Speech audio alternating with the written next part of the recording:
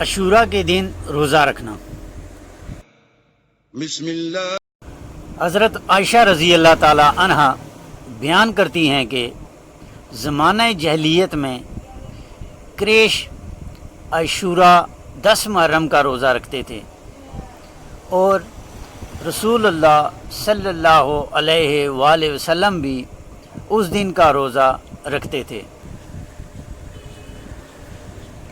جب آپ صلی اللہ علیہ وآلہ وسلم نے مدینہ منورہ ہجرت کی تو آپ صلی اللہ علیہ وآلہ وسلم نے خود بھی اس دن کا روزہ رکھا اور لوگوں کو بھی روزہ رکھنے کا حکم دیا، اور جب ماہ رمضان کے روزے فرض ہوئے تو آپ صلی اللہ علیہ وآلہ وسلم نے فرمایا جو چاہے عاشوراء کا روزہ رکھے اور جو چاہے نہ رکھے۔